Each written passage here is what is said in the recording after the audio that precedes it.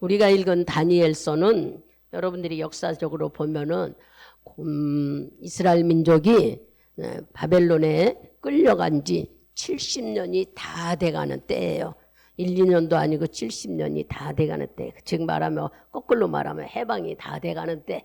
왜냐 하나님이 70년 동안 그곳에 있다가 돌아오게 하신다고 약속하셨잖아요. 그 때에 일어난 일을 지금 그 상황에 지금 거의 다 왔을 때 일어난 일들, 이것을 보면서 하나님은 우리에게 어떤 축복을 하시거나 어떤 일을 할 때는 미리 이렇게 다 일을 하시는 것을 우리가 볼 수 있어요. 근데 우리가 영적으로 민감하지 못해서 그냥 지나가는 줄 아는데, 여기 말씀 읽으면 하나님은 지금 포로로 있던 70년의 거의 다 돼가서 준비하는 과정을 우리가 볼 수 있어요. 이 말씀을 읽으면서 한번 보면은 여기 다니엘서 우리가 1장을 쭉 5장을 쭉 읽어보면은 바벨론에 누가 있었냐면 벨사살 왕이 있었어요.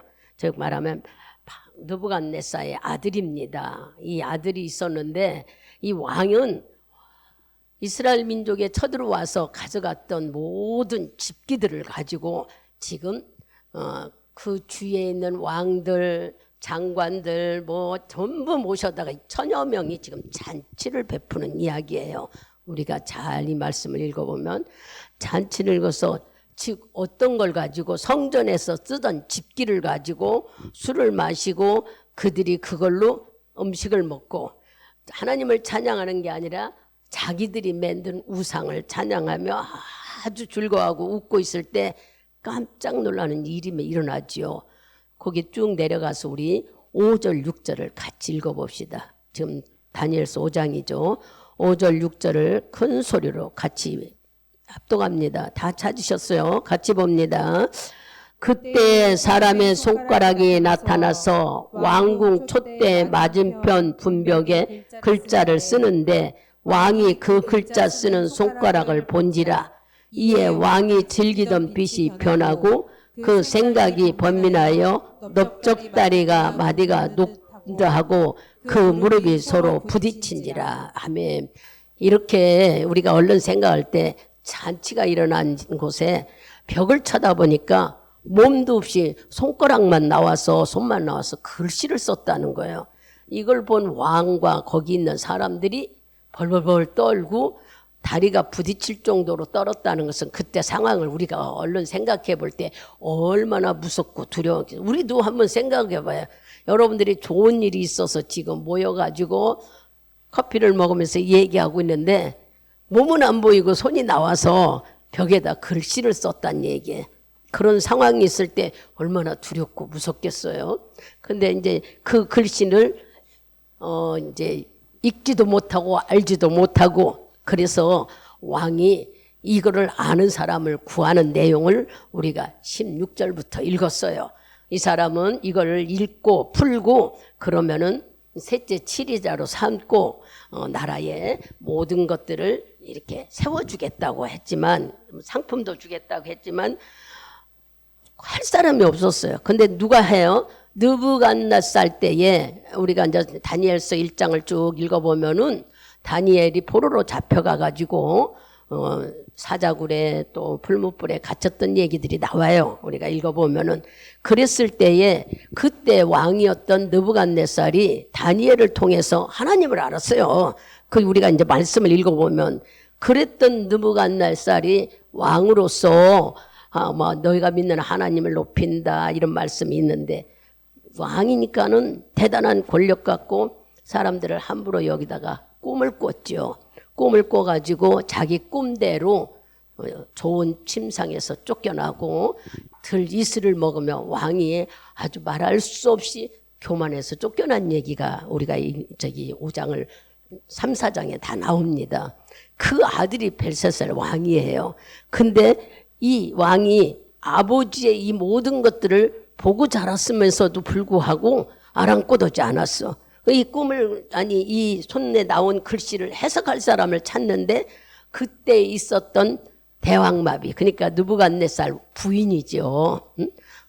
다 아버지의 부인 그분이 옛날에 다니엘이라는 사람이 있었는데 그 사람이 꿈을 잘 해석했다 하면서 그분을 불러다가 해봐라 해서 우리가 16절 읽어보니 네가 해석을 잘한다 하더라고 왕이 지금 다니엘에게 얘기하죠. 이거를 풀면은 셋째 치리자로 삼고 또 너를 자주 옷을 입히고 금은 패어를 주고 뭐 금사슬을 주고 선물을 주겠다고 하나 다니엘은 이 모든 것들을 다 거절하고 꿈과 이 글씨를 해석해 주겠다고 얘기해요. 그런 건 다른 사람 주지만 내가 이거를 읽고 그것을 해석해 주겠다고 우리가 읽은 말씀 속에서 나옵니다.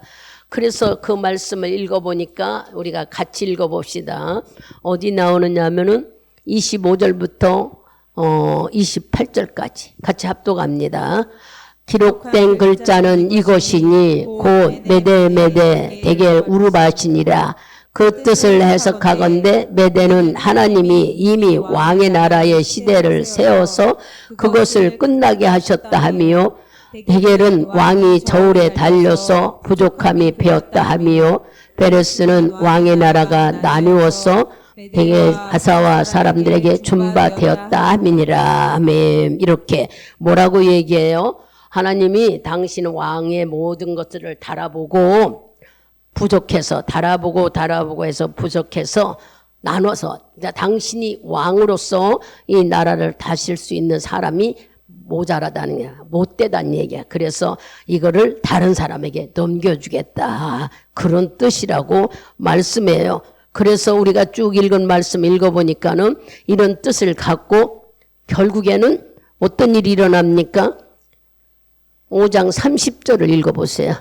그날 밤에 갈대왕 벨세살이 죽임을 당하고 메대 사람 다리오가 나라를 얻는 때에 다리오는 60세였더라. 아멘. 우리는 이 말씀이 그냥 여기 나오는 말씀 같으나 영적으로 이 말씀을 성경 고고학자들이 나누면은 이때 벌써 하나님은 70년이 다 돼가니까 70년 해가 하니까 아니라 그 전부터 이렇게 준비하셔서 이런 일이 있게 만들어 나라를 뭐 하게 되고 다리오 왕이 되고 결국 우리가 이 말씀을 읽어보면은 포로가 된 모든 자들이 풀려나는 일들이 계속 이어지는 말씀이 나옵니다. 그러면 오늘 우리에게 이 말씀을 주신 하나님은 우리에게 뭐 하려고 이런 말씀을 주셨을까? 이 말씀 속에 우리에게 영적 교훈이 주는 것이 상당히 많습니다. 우리는 벨세살 왕이 자기 아버지가 교만하고 포악하고 강팍해서 쫓겨나서 멸망한 것을 보았는데도 불구하고 아들은 똑같이 아버지가 한 교만함과 이렇게 해서 결국에는 하나님께 멸망당했으면서도 불구하고 겸비할 줄도 모르고 겸손할 줄도 모르고 같이 이 일을 저지르지요. 그럼 하나하나 짚고 넘어가면 하나님 거, 즉 말하면 여러분들이 하나님 것을 모독했다는 얘기야. 신성모독.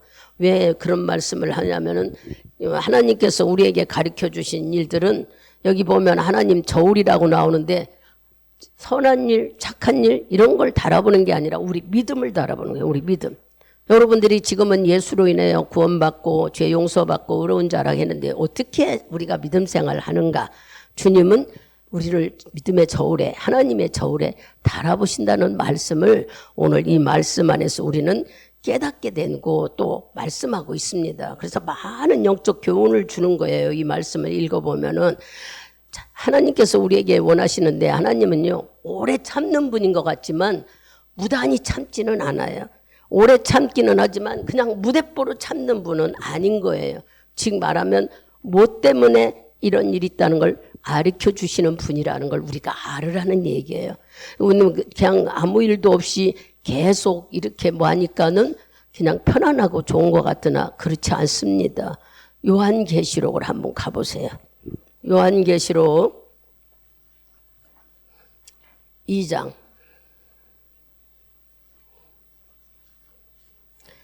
2장 우리 11절을 크게 읽습니다. 성령이 교회들에게 하시는 말씀을 들을지어다. 이기는 자는 둘째 사망의 해를 받지 아니하리라 하며 여기 귀 있는 자는 하나님이 하시는 영이 하시는 뭐를 들으라? 누구에게 얘기했어요? 교회들에게. 교회는 여러분입니다. 여러분 자체가 다 교회예요. 여기는 보이는 교회고 우리는 또 보이지 않는 심령교회. 주님이 말씀하셔. 잘 들어라. 깨달으라. 그러고 말씀하신대. 그래서 2장 4절쯤 가보세요. 2장 4절에 그랬어요. 크게 읽습니다.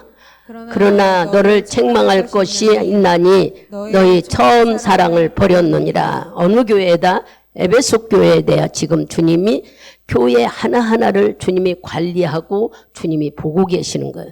우리 시온성교회도 보고 계시고 관리하고 계시고 심지어는 우리 속에 있는 교회도 다 관리하고 하나님께서 일하고 계셔요. 내가 관리하는 게 아니라 하나님이 우리를. 그래서 이 말씀 오면 우리에게 내가 너 다 잘했다 칭찬도 하시지만 말씀을 읽다 보면은 너한테 고칠 게 있다. 네가 처음 예수를 믿고 뜨거웠을 때에 그걸 잊어버렸다.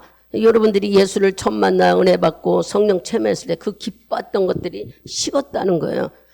누가 할까요? 사람들이 알고 본인이 아는 게 아니라 하나님은 이 얘기를 왜 하느냐. 주님은 우리 교회라고 세우신 이 교회만이 아니라 우리들을 지금 다 세부적으로 저울질에 달고 관리하고 계시다는 걸 여러분들이 깨달으라고 하는 말씀이에요. 쭉 내려가서 보면은 23절에도 그랬어요. 2장 23절도 우리 같이 봅니다.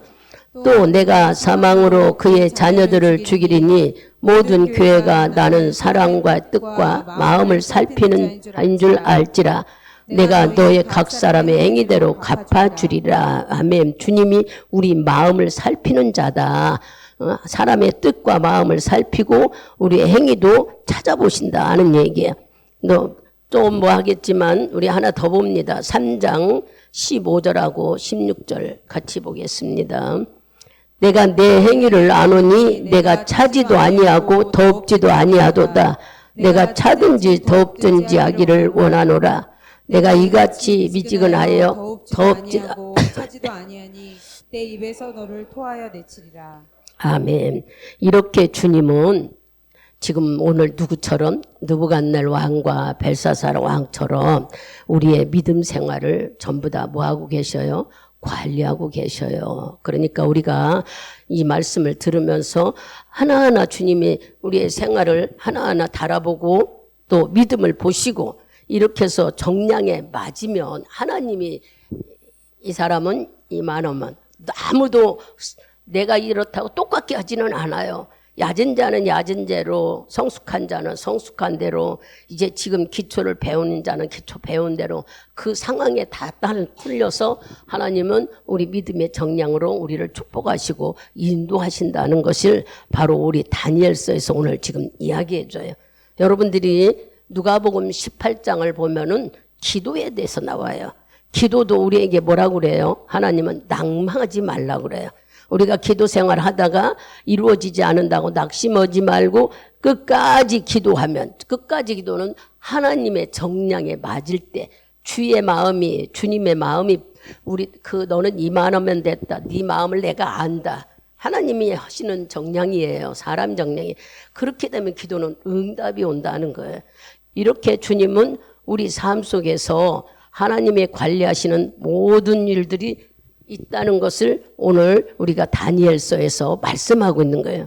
비록 느부갓네살 왕과 벨사살 왕에 대해서 말씀하시는데 그 말씀을 우리에게 적용하면은 주님은 한 사람 왕도 나라에 다스리는 모든 것들을 주님이 보시고 일하시잖아요. 그래서 결국에는 느부갓네살 왕도 자기 스스로 교만해서 자기 생각 때문에 망해서 들에 가서 잠자는 일로 여기 벨사살 왕도 결국은 뭐해요? 하나님께 이제 쫓겨나고 쪼개지는 일들. 그러면 이 말씀을 통해서 우리는 하나님께서 무슨 영적인 교훈을 주려고 그럴까 하고 한번 찾아보자는 얘기야. 주님은 우리의 믿음과 결단을 늘 보고 계시다는 중인데요. 이렇게 멸망했던 벨사살 왕의 멸망한 원인이 뭘까? 그걸 알아야 우리가 또 고치기도 하고 돌아오기도 하고 깨닫기도 하는 거예요. 첫째는 하나님 것을 가지고 술을 먹고 그들이 음식을 먹고 이러한 것들은 뭐예요? 거룩함을 상실하셨다는 거예요. 하나님께 거룩함을 한마디로 모독했다는 거예요. 여러분들이 교회는요, 하나님 것이에요. 거룩함은 우리가 하나님 거는 뭐야? 하나님의 소유를 말하는 거예요. 거룩함은 하나님의 소유. 하나님 것을 말하고 하나님 것을, 하나님 소유, 구별된 것을 말해. 이 교회 안에 있는 모든 것들은 바로 하나님. 그러면 나도 교회에 나도. 그죠?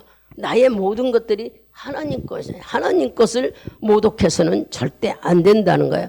하나님 것을 함부로 해서는 안 되는 거예요. 하나님 것은 특별하게 구별해야 된다는 거예요. 하나님 소유는 특별하게 구별해야 된다는 것은 성전에 있는 것들을 우리는 성물이라고 합니다. 성전에 있는 것을 성문이라고 하기 때문에 성전의 모든 것은 서로 아끼고 존중히 여겨야 돼요.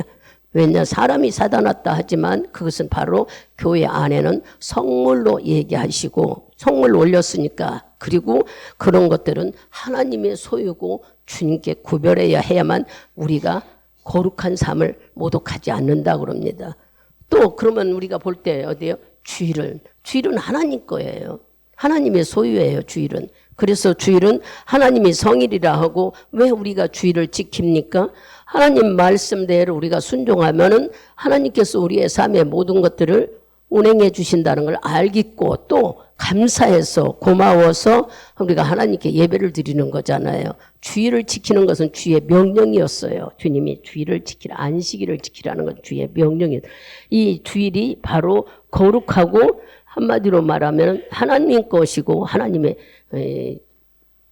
구별된 것이라는 걸 우리가 알아야 됩니다. 또 있어요. 하나님께서 다 쓰고 하나만 하나님 드리라는 11조. 이것도 바로 하나님 소유예요. 물론 다른 물질도 있다 찾아보겠지만 그것은 하나님 것이기 때문에 거룩하다는 거예요. 즉 지금 거룩한 것이 뭐냐, 하나님의 소유고 구별된 것이라는 걸 찾는 중인데, 그것은 첫째 우리에게 뭐라고 그랬어요? 하나님 것은 교회 안에 모든 것, 즉 우리에게 권세도 물질도 한마디로 말하면은 우리들의 자신의 건강도 내 것인 것 같으나 내 것이 아니라는 거예요. 그래서 우리에게 알려주시는 말씀이, 주님께서는 성전에 있는 모든 것들의 주인은 하나님 것이니까 거룩하게 해야 되고, 다 네가 써도 11조 것은 또 하나님의 거룩한 것이라는 것이 우리에게 구별하게 알려주셨어요.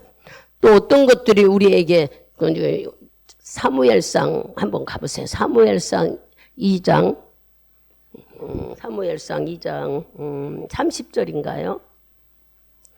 주님이 말씀하신 게 있어요. 저 앞에 가서 사무엘상 2장 30절 말씀 찾으셨으면 큰 소리로 합독합니다. 그러므로 이스라엘의 하나님 나 여호와가 말하노라. 내가 전에 내 집과 내 조상의 집이 내 앞에 영영히 행하리라 하였으나 이제 나 여호와가 말하노라. 결단코 그렇게 아니하리라. 나를 존중히 여기는 자를 내가 존중히 여기고 나를 멸시하는 자를 내가 경멸히 여기리라 하며, 하나님을 존중히 여기라고 주님은 우리에게 말씀하세요. 하나님을 존중히 여기는 자를 축복하시겠다는 거예요. 주님을 모독하고 멸시하는 자는 하나님 축복이 없다고 이 말씀을 하고 계시죠. 우리는 거룩한 것들을 구별할 줄 아는 여러분이 돼야 돼요. 여러분 자신도 거룩한 자입니다. 여러분 자신이 바로 하나님 것인 거예요. 우리는 내가 구별된 삶을 살아야 되는 거예요. 그냥 안 믿는 사람과 똑같은 삶을 살아서는 안 돼. 내가 하나님의 것이기 때문에 나도 거룩한 자예요. 그래서 여러분들이 거룩한 삶을 살아야 돼. 예를 들어서 사람들이 믿는 자들을 괴롭히거나 교회를 비난하면 하나님은 그냥 두지 않나요? 왜 그럴까요? 하나님 것을 함부로 여기는 걸 좋아하지 않는다는 얘기예요. 그러니까 여기 우리가 읽었던 베셀살 왕이 하나님의 성전일 걸 가지고 주님을 모독하듯이 술 마시고 거기다 우상 숭배하고 하기 때문에 결국 멸망했다는 얘기를 말씀하고 있는 거예요. 두 번째는 뭐 때문에 이렇게 멸망했어요? 주님의 경고를 무시했던 거예요. 하나님의 경고를 벨사살에게 어떻게 했어요? 아버지를 봤잖아요. 아버지가 결국에 처음에는 다니엘이나 그 세 친구들을 풀무불에 또한 사자굴에 넣었을 때 얼마나 애타고 먼저 찾아가고 네 하나님이라고 우리가 보면은 여러분들이 집에 가서 읽어보면 2장 3절에 다 나와요. 그런데 4장쯤 가보면은 이 느부갓네살 왕이 달궈집니다. 그래서 결국에는 그것을 꿈을 꾸고 꿈을 꾼 그대로 그가 들에 나가서 풀에서 자고 그 좋은 침대고 뭐고 다 버리고 짐승 들어오고 사는 이런 것들이 쭉 나와요. 이렇게 한 것을 누가 봤어요? 그 아들이 봤어. 아버지가 그렇게 멸망당하고 쫓겨나고 어려움을 겪는 걸 봤는데 이거는 뭐였어요? 경고였어요. 너는 아버지가 그러는 걸 봤기 때문에. 근데 아버지가 한 그거를 무시했어. 그리고 본인도 똑같이 하나님 앞에 거룩한 걸 구별하지 않고 이렇게 했기 때문에 결국 망했어요. 하나님은 우리를 이제 이 말씀을 읽어보면 하나님의 경고라는 것은 어떻게 우리를 하나님이 경고하실까? 여러분 말씀을 들을 때 하나님의 경고는 우리 양심이 걸리는 거예요. 하나님은 먼저 우리 양심이 말씀에 걸리게끔 경고의 말씀이 들어와요. 말씀을 들을 때 자기가 믿음 생활이 좀 뭐했다. 그러면 우리는 주님이 혼내는 게 아니라 돌이켜서 얼른 바로 가기를 원해. 근데 그렇지 못하고 자꾸 누적되면은 결국에는 어려움을 겪게 되는 거예요. 이 바로 벨스살 왕이 그랬다는 거예요.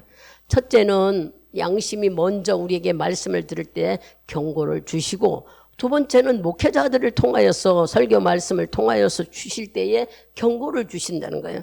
말씀을 자꾸 들으면서 아 내가 말씀 안에 믿음이 뭐냐 내가 거룩한 자구나 이걸 깨달아서 우리가 순종해 가야 되는 거예요. 듣기는 듣고 그냥 내가 세상 사람과 똑같이 욕망과 욕심으로 정욕으로 산다면은 여기 벨사살 왕이나 느부갓네살 왕처럼 멸망하신다는 거예요. 경고 그 말씀을 우리에게 주려고 이 말씀을 깨닫게 하시는 겁니다. 그래서 세 가지로 우리에게 경고하는데 먼저는 마음의 양심으로 우리 경고가 되고 말씀 주의 목회자들의 이름을 통해서 말씀의 양심이 되고 세 번째는 뭐가 양심에 환경을 통해서 본인의 환경이 자꾸 꼬이고 안 돼. 그럴 때에 하나님이 경고라고 얼른 깨달아서 돌이키면은 주님은 모든 거 다 기억도 안 하신다고 그랬어요. 성경에 보면 네가 회개하면은 네 죄 기억도 안 한다고 그랬어요. 돌이키면은 기억도 안 하고 축복하시고 하나님은 언제 그러냐고 정상으로 우리를 인도하시지만 우리가 회개치 않고 경고를 했는데도 무시하면은 여기 벨사살 왕처럼 멸망당하는 일이 나는 거예요. 손가락이 나와서 글씨를 썼을 때 그거 한번 상상해봐요. 얼마나 떨리고 무섭을까. 우리는 밤길을 혼자 갈 때 어디서 바삭한 소리만 나도 두렵고 또 겁나죠. 요즘에는 뭐 세상 모든 것보다 사람이 무섭다고 그러지 않아요. 사람은 서로 돕고 의지하고 살아있는데 왜 사람이 무서울까? 사람이 하도 사악해서 지나가는 사람도 칼로 찔리고 아무 의도 없는데 그래서 죽이는 일들이 얼마나 많아요. 아무 관계도 없는데 이러한 일들이 많기 때문에 지금 시대는 사람이 무서운 시대라고 하고 있잖아요. 이렇게 조그만 소리만 나도 두려운데 손가락만 몸도 없는 손가락이 나와서 글씨를 썼을 때 그 벨사살 왕은 얼마나 무서웠겠습니까? 근데 그때는 벌써 이미 너를 달아봐서 내가 정량에 맞지 않아 나눠주려고 한 그 말씀이 벌써 임박해 온 게 아니라 그날 저녁에 이 사건이 터져버렸죠. 벌써 다리오 왕이 쳐들어와서 다 잡아가고 피비린내는 나는 일어나 버린 거예요. 우리는 이 말씀을 들으면서 하나님의 경고를 잘 깨달아 들어가는 거예요. 매일 듣는 말씀이 어떻게 생각하면은 기회이기도 하고 경고이기도 하지요. 어떤 기회? 주님을 다시 회복할 수 있는 기회, 믿음으로 주께 가까이 갈 수 있는 기회, 또 아니면은 내가 회개할 수 있는 기회. 믿음이 연약하고 교만했구나, 내가 멀리 갔구나 하면 돌이키기만 하면 주님은 묻지도 않고 다 용서하신다고 그랬어요. 왜냐? 이미 십자가에 목숨을 버려서 우리를 사랑하는 증표를 보여줬기 때문에 주님은 그로 인해서 괴로워하거나 너를 징계하지 않고 네 입으로 돌이키기를 원하신다고 그러세요. 그러니까 우리는 이 말씀을 들으면서 벨세상이 왜 멸망했는가 할 때 먼저 거룩한 것을 모독했다. 함부로 여겼다. 하나님 것을 함부로 여겼다. 여러분 스스로 내 몸을 함부로 여기면 안 된다고 지금 말씀했죠. 내도 거룩한 하나님 것이에요. 왜냐 우리 안에 성전 있고 주님이 너는 내 자녀라 그러셨고 나를 위해 십자가에 죽으셨잖아. 그러니까 나를 함부로 여기면 안 돼요. 비유 들어서 가볍게 구별하니라고 주의 날도 중요한 날이다. 하나님께 구별돼 드리는 것도 중요한 것이다. 하나님의 소유다고 알려주셨어요. 그 다음에 이제 우리가 잘 보면은, 어디 역대하 36자를 가봅시다. 역대하 36자.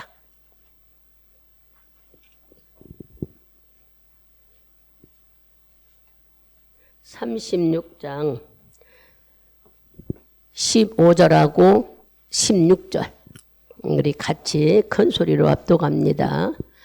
그 열조의 하나님 여호와께서 그 백성과 그 거하시는 곳을 아끼사 부지런히 사자들을 그 백성에게 보내어 이르렀으나 그 백성이 하나님의 사자를 비웃고 말씀을 멸시하며 그 선지자들을 욕하여 여호와의 전도로 그 백성에게 미쳐서 만회할 수 없게 하였으므로, 이 뒤에는 갈 때 그 다리오 왕을 통해서 어려움을 겪었다는 얘기예요. 이 말씀은 뭐예요?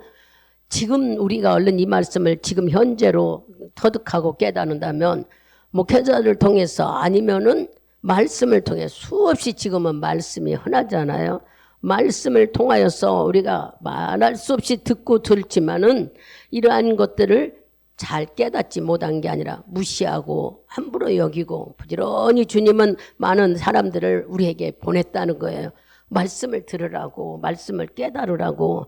그런데도 비웃고 16절에면 비웃고 말씀을 멸시하고 오히려 전하는 자들을 무시하고 함부로 여기고 이렇게 되면은 벨사살 왕이나 느부갓네살 왕처럼 교만해서 결국에 그들도 다 멸망한다는 거예요. 우리는 절대 이런 말씀을 들으면서 하나님이 하시는 일은 우리 눈에 보이지 않지만 하나님은 전부 다 우리를 관리하신다고 그랬잖아요. 아까 지금도 우리를 관리하고 계시는 거예요. 여러분 자녀를 내가 관리하잖아요. 밥 주고 먹이고 입히고 아이들을 방도 치워주고 음식도 정결하게 하고. 왜 그럴까? 혹시라도 균이 들어가지 않게 부모가 자식을 이렇게 관리하잖아요. 그 다 아이들을 키운다 그렇게 하지만 세밀하게 그 속에 들어가 보면은 내 자식이기 때문에 건강관리도 하고 있고 또 아이가 아플까 봐 여러 가지로 또 음식도 좋은 걸 먹이려고 그러고 안타까워하는 것들이 여러분의 마음이잖아요. 아버지가 우리를 향해 그러시다는 거예요. 좋은 걸 먹이려고 목회자들을 통해 계속 말씀을 줘도 너희들은 그 말씀을 무시하고 편식하듯이 잘 안 먹는다는 거예요. 그러지 말라는 거고 지금 일러주는 거예요. 깨달으라고. 나는 절대 주님을 내가 언제 주의 경고를 무시했어. 정말 이렇게 말씀을 계속 주는 걸 듣고는 순종하지 않는 것이 무시하는 거잖아. 나는 거룩한 걸 함부로 여기지 않았어. 하지만 여러분들이 난 교회 와서 뭐 교회가 함부로 뭐 부시거나 뭐 하지 않아. 여러분 자신이 교회예요. 여기가. 여러분 자신을 함부로 여기면 안 되는 거예요. 하나님은 나를 거룩하게 여기고 소중하게 여기는데 우리는 함부로 여기. 그럼 함부로 여긴다는 것이 뭘까? 죄에 매이지 말았는데 어떤 게 죄인지도 몰라요. 여러분 나쁜 영화를 계속 보면은 거기에 빠져들어가요. 나쁜 놀이를 하게 되면 그거에 빠져들어가요. 자기 영이 물들어간다는 걸 모른다는 얘기예요. 우리가 그런 뜻을 잘 깨달아 알아들으면 그러면 우리는 아무것도 하지 못하겠네. 구별된 삶을 살으라고 주님은 일러주잖아요. 너는 내 것이라 했어요. 아버지 것이라고. 그래서 아버지는 우리가 거룩하기를 원해요. 나쁜 거에 물들지 않기를 원하는 거예요. 더 쉽게 말하면 죄 짓지 않기를 원하는 거예요. 내 안에 예수가 있는데 왜 내가 죄를 짓까 하지만 여러분들이 예수를 인정하고 믿음으로 온전히 섰다면은 죄를 무서워하고 두려워하겠지만 우리 머릿속의 생각과 우리 마음은 늘 자꾸 생각이 일어나고 접해지고 변화되는 마음들이 있다는 걸 주님은 더 먼저 아시기 때문에 날마다 여기 말씀하신 대로 말씀을 보냈다는 것은 여러분들이 유튜브를 들어서 어디를 통해서 지금은 말씀이 홍수시대야. 이렇게 말씀을 들을 수 있는 기회를 줬으나 무시하고 함부로 여겼고 비웃고 순종하지 않으면은 느부갓네살 왕이나 벨사살 왕처럼 이렇게 비참한 멸망이 돼버린다. 그러니 하나님의 경고 말씀을 보내는 것을 잘 순종하라고 일러주시는 말씀이죠. 이 베셋을 왕의 그 손가락이 나와서 주님이 나라를 나누어 주셔서 어려움을 겪는 일들을 우리가 깨달으면서 그 사람이 아니라 바로 지금 우리에게 적용하면 우리들의 삶인 거예요. 세 번째 우리에게 뭐를 해요? 교만하면 안 된다는 걸 가르쳐줘요. 근데 우리는 자칫하면 나 아니면 안 된다는 생각을 많이 할 때가 있는 거예요. 어떤 모임이나 어떤 그룹이나 집에서나 여러분이 어디서나 나 아니면 안 돼. 우리는 나 아니면 안 된다는 생각을 버려야 됩니다. 하나님이 모든 것을 주셨는데도 우린 자칫 잘못하면 내가 최고라고 생각해가지고 교만하는 거예요. 여러분 교만하면요 하나님이 기뻐하지 않나. 그래서 우리에게 수없는 성경의 말씀이 상당히 많습니다. 언제나 우리는 나약한 것 같이 보이는지 모르지만 부족한 마음, 즉 내가 많은 것을 가졌다기보다는 하나님 앞에는 늘 부족한 마음에 연약한 마음을 드리는 것이 우리에게 겸손으로 혹시나 잘못하면 이게 결핍된 마음을 갖게 되면은 자기도 모르게 교만한 거야. 아 내가 이렇게 중역 들으면은 남들이 그럴까 봐. 중역 들으라고 얘기하는 게 아닙니다. 겸손과 이 결핍과 중역 이런 것은 틀린 말씀이에요. 겸손은 다 알고도 얕아지는 마음을 말하는 거잖아요. 우리가 하나님 자녀라는 거 다 알잖아요. 여러분이 거듭났다는 거 알잖아요. 그렇다면은 내가 하나님 거듭나서 새로운 사람이라면은 새로운 피조물이 뭡니까? 하나님의 자녀라는 거예요. 하나님의 자녀가 됐다는 얘기야. 그럼 하나님의 자녀가 됐다면은 자녀답게 사는 것이 우리가 해야 될 일인 거예요. 주님이 일러주는 거 하나님 거를 함부로 모독하지 말아라. 무시하지 마라.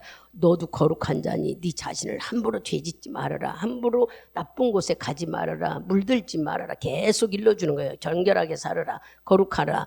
또 하나님의 말씀을 경고하는데 함부로 비웃고 지키지 않는 거. 우리가 말씀을 비웃거나 그렇지는 않잖아요. 근데 지키지 않는 것을 주님은 비웃고 네가 말씀을 무시했다는 거예요. 언제 여러분들이 무시하고 그랬어요. 근데 주님이 보실 때 그러니까 여러분들이 이 말씀을 깨달아 알아들어야 되는 것이 중요한데 아무리 여러분들이 지혜를 가지고 듣는데도 성령에 오시지 않으면 영적인 부분은 잘 못 깨닫습니다. 육신적으로 깨닫죠. 육신적으로 깨닫기 때문에 깨달은 것 같은데 잊어버려 망각이 되는 거예요. 육신적으로는 자기가 육신적으로 깨닫는 건 상당히 많죠. 근데 망각을 하지 말아야 하는데 잊어버려지는 거예요. 우리같이 나이가 먹으니까 아까 뭐 놔뒀던 것도 어디다 놨을까 이렇게 되더라고요. 아무리 지혜 있고 똑똑하고 그래도 자꾸 망각이 돼요. 저도 365일을 무슨 머리에 깨고 살았던 사람. 그렇게 내가 이제 잘났다고 하는 게 아니라 그렇게 나도 기억력이 좋았다고 생각했는데 지금은 어디다 뭐 놨는지도 금방 이거 해야지 했는데 잊어버리고 또 딴 거 하고 있어. 이거 하다가도. 왜 이렇게 될까요? 우리가 자꾸 망각이라는 것이 온다는 걸 여러분들이 아셔야 돼요. 정말 생각하는 게 단순하면은 총명하죠. 그것만 생각하니까. 근데 점점점 많은 것을 알다 보니까 총명이 아니라 망각이 더 쉬워지는 거예요. 이렇게 우리는 생각지도 않게 자기 부족과 무능하다 이렇게 하나님께 늘 연약한 모습으로 즉 말하면은 난 자신 있어요. 내 아버지 나는 다 할 수 있어요. 이게 아니에요. 지키지를 못하잖아요. 담대한 건 좋습니다.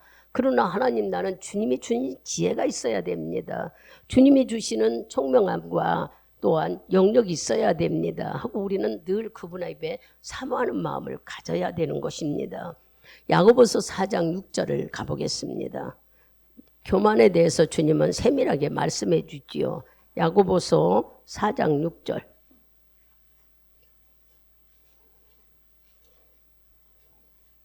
크게 읽습니다. 그러나 더욱 큰 은혜를 하시나니 그러므로 일렀으되 하나님이 교만한 자를 물리치시고 겸손한 자에게 은혜를 주신다 하였느니라. 아멘. 겸손은 나약해지는 게 아니라 남을 높여주는 일, 상대방을 높여주는 일, 상대방을 배려해주는 일. 우리가 그런데 그 사람이 악한 일을 하는데 우리가 이거는 아니죠. 우리에게 영적인 지혜와 지식을 주셨기 때문에 여러분들이 그분을 섬기고 배려할 수 있는 것은 주님이 우리를 깨닫기 때문에 하게 되는 거예요. 여기에 보면은 주님은 분명히 교만한 자를 멀리 하신다고 그랬어요. 겸손한 자를 은혜를 주신다 그랬어요.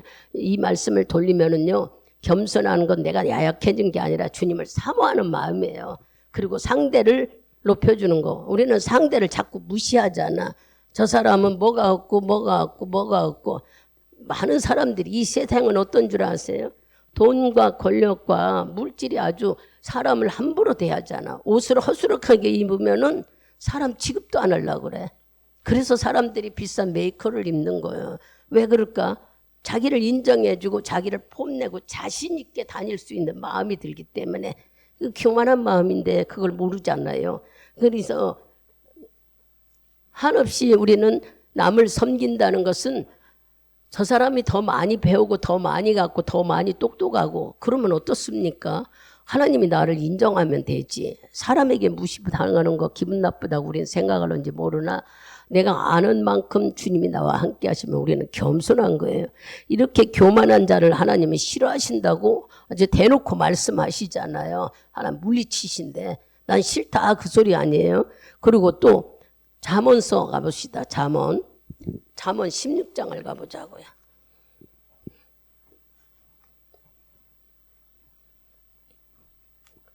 잠언 16장 18절 우리가 잘 아는 말씀이에요. 찾으셨으면 큰 소리로 읽습니다. 교만은 패망의 선봉이요 거만한 마음은 넘어짐의 앞잡이니라. 아멘. 내가 안 되는 일, 내가 실패하는 일, 내가 멸망하는 것은 다 교만 때문이라고 여기 말씀해줘요. 교만이 뭐라 할까? 앞제비가 되면은 망한다는 거예요. 본인은 교만한 줄 모르는데 있다고 자청하는 게 교만함이죠. 나는 알아. 나는 그만큼 있어. 난 너보다 나아. 이런 게 교만 아니겠어요? 잘난 체하는 거. 하나님이 있다고 우리가 믿는다면 하나님 안에는 하나님이 제일 높으신 분이잖아요. 그러니 우리는 주님이 제일 싫어하는 것을 우리가 깨달아서 할 수만 있다면 겸손한 마음을 이 교만이 망하는 앞제비라고 선봉이라고 얘기하듯이 깨달으셔서 교만 때문에 망한 이 벨사살 왕의 마음을 우리가 좀 깨하려서 주님이 주시는 말씀을 깨닫자 이거예요. 심지어는 아니 여기 16장 5절도 봐봐요. 5절 같이 봅니다. 무릇 마음이 교만한 자를 여호와께서 미워하시나니 피차 손을 잡을지라도 벌을 면치 못하리라. 하나님은 교만한 자 물리치기도 하지만 미워하신대. 얼마나 하나님이 교만함을 싫어할까. 우리 언제나 이런 말씀이 내 안에 생명으로 들어와 있으면은 우리는 자연히 겸손한 마음 갖게 되는 거예요. 근데 역대하를 가보세요. 하나님은요 문둥병도 줬어. 여러분들이 깜짝 놀래. 교만하니까 문둥병도 줬어. 역대하 26장 가보세요. 26장 16절부터 21절까지 보겠습니다. 찾으셨으면 16절부터 봅니다. 저가 강성하여 짐에 그 마음이 교만하여 악을 행하여 그 하나님 여호와께 범죄하여 곧 여호와의 전에 들어가서 향단에 분향하려 한지라. 제사상 아사라가 여호와의 제사장에 용맹한 자 80인을 데리고 그 뒤를 따라 들어가서 우시아 왕을 막아 가로되 우시아의 여호와께 분향하는 일이 왕이 할 바가 아니요 오직 분향하기를 위하여 부름을 받는 아론의 자손 제사장이 할 바이니 성소에서 나가소서. 왕이 범죄하였으니 하나님 여호와께 영광을 얻지 못하리이다. 우시아가 손으로 왕을 잡고 분향하려 하다가 노를 바라니 저가 제사장에게 노할 때에 여호와의 전 안에 앉은 제사장 앞에 그 이마에 문둥병이 바란지라. 제사장 야사라와 모든 제사장의 왕이 문둥병이 발하였음을 보고 전에서 급히 쫓아내고 여호와께서 치심으로 왕도 속히 나가니라. 우시아 왕이 죽는 날까지 문둥이가 되었고 문둥이가 되매 여호와의 전에서 끊어졌고 별궁에 홀로 거하였으므로 그 아들 요담이 왕궁을 관리하며 국민을 치리하였더라. 아멘. 그 뒤로 내려가서 24절도 읽어봅시다. 아니 23절도.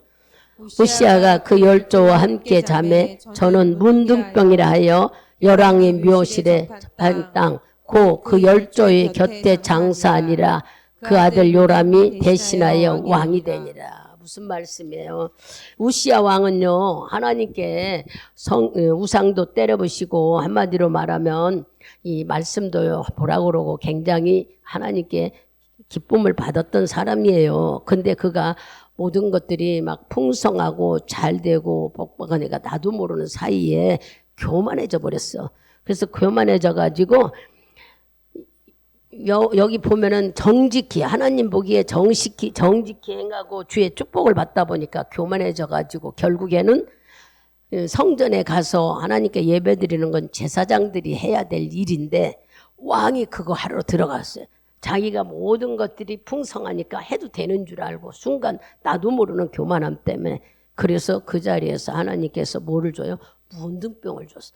문둥병을 줘가지고 왕도 못하고 저 왕 있는 그 아주 조그만 그런 방에 갇혀 있고 죽었는데도 왕궁에 들어가는 묘에 들어가지도 못하고 그 옆에다 묻어줬다 한 얘기를 우리가 읽었어요. 그만큼 하나님은 교만한 자를 이렇게 무섭게 내친다는 것을 우리가 깨달아야 돼. 문둥병에 걸릴 정도로 아무리 잘했는데도 교만해지면은 결국에는 이러한 일들에 그래서 우리는 겸손해지면 더 하나님이 뭐라고 할까? 영예를 얻는다 그래서 겸손해지면 점점점 하나님의 영예를 얻고 축복을 받는다 그래요. 그럼 여러분들이 생각할 때 여기 우시아 왕이 왜 그랬을까? 권력이 있으니까. 이 권세도 권력도 물질도 또 한마디로 뭐예요? 자식도 다 하나님 것인데 이렇게 모든 것이 잘 나가면 내 것인 줄 알게 되는 거예요. 사람들이 풍성해지면 내 것인 줄 아는 게 이게 다 아버지 것인데 그럼 아버지 것이라는 걸 우리가 찾아보자고요. 우리는 막 내 것인 줄을 막 물질도 내 것이고 내가 벌었으니까 권력도 내 것이고 또 자식도 내 것이라 막 함부로 여기고 권세도 막 내 것인 줄 알고 밑에 사람을 막 함부로 여기고 이런 일들을 하지 말라고 주님은 가르쳐 줬는데도 우리가 시편 127편을 가보세요. 127편.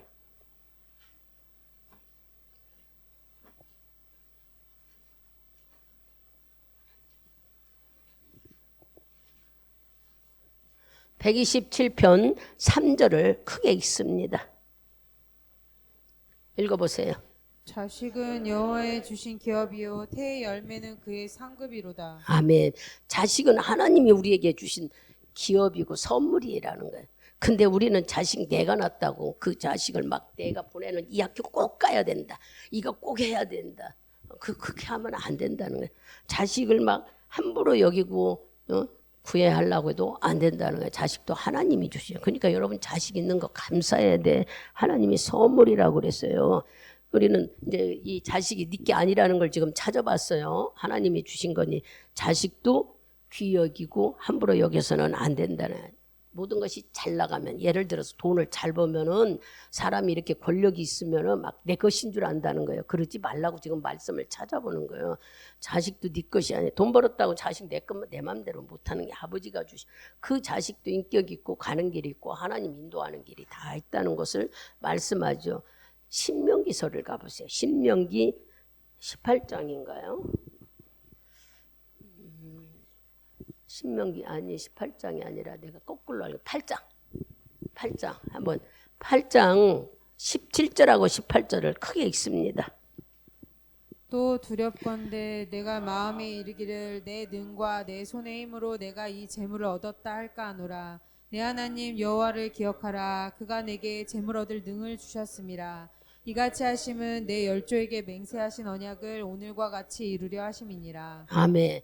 재물 얻을 능을 하나님이 주셨는데 돈을 벌면 지가 벌었다고 한다는 거예요. 그러니까 우리 보고 깨달으라는 거예요. 재물 얻을 능을 하나님이 주셨다. 여기 네가 얻었다 생각할까? 그랬지 나오죠.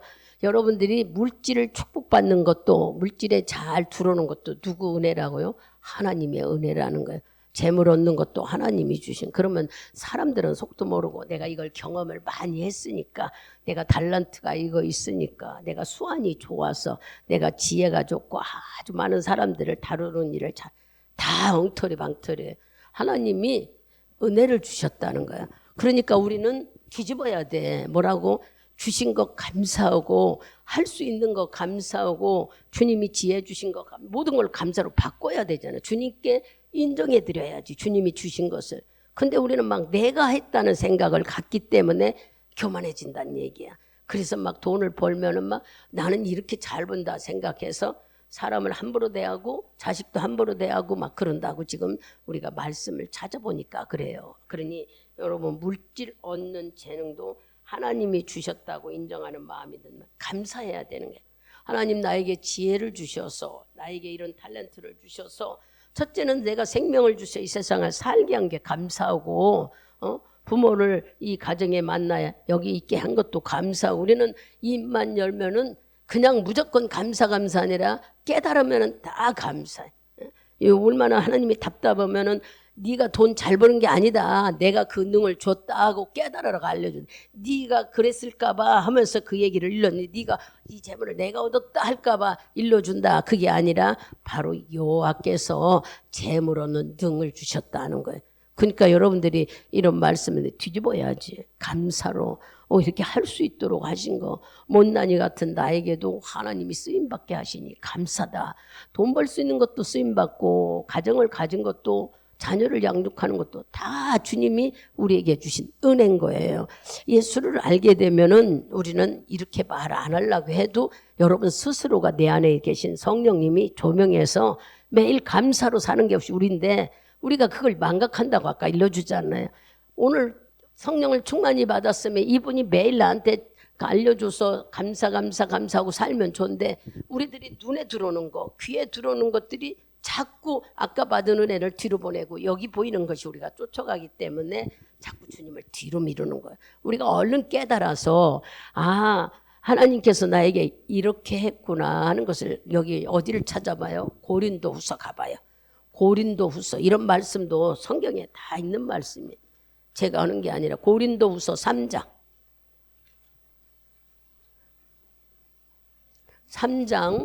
5절을 크게 읽습니다. 우리가 무슨 일을든지 우리에게 난 것 같이 생각하여 스스로 만족할 것이 아니니 우리의 만족은 오직 하나님께로서 났느니라. 아멘. 모든 것들은 하나님께서 왔다고 일러주니 우리가 이 말씀을 들으면서 어떻게 해야 돼요? 다 주님이 주신 걸 고마운 마음을 갖는 거예요. 첫째는 우리가 죄를 용서받은 게 최고의 감사죠. 예수가 죽어서 그 피로 용서받은 것이 최고의 감사고 그러니까 이렇게 살고 있는 거잖아요. 주님의 보호함 속에.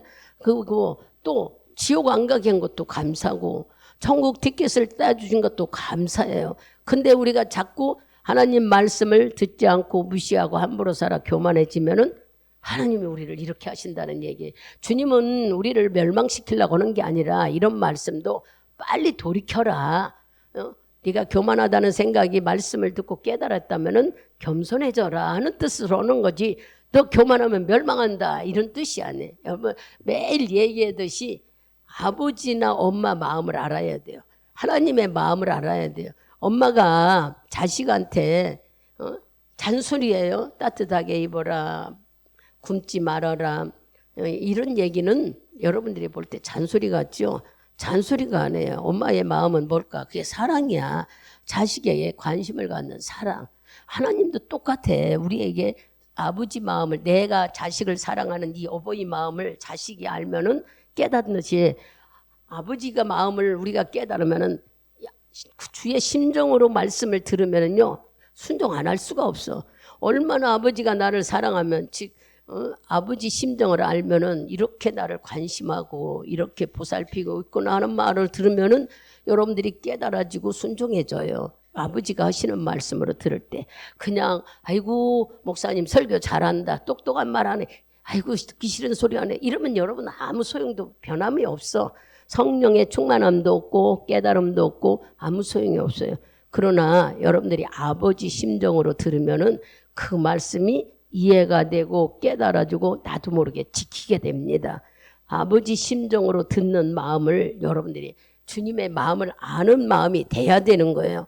이제 벨사살 왕이 멸망한 얘기는 거룩한 것을 모독하고 무시했기 때문이고, 두 번째는 주의 말씀을 경고를 무시했기 때문이라는 거야. 하나님의 경고를 고치려고 하지 않고 그냥 함부로 여겼다.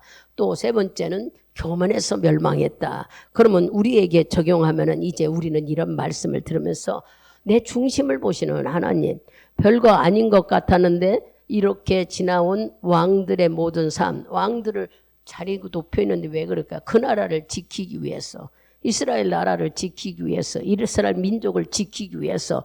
그러니까 나를 바라보시는 하나님도 너를 지키기, 나를 지키면 시온성 교회를 지키고, 교회를 지키면 이 나라를 지키고, 이 나라 민족을 지키고, 이렇게 모든 것들이, 그래서 우리 한 사람이 1000명 같은 일을 한다고 그러잖아요, 성경은.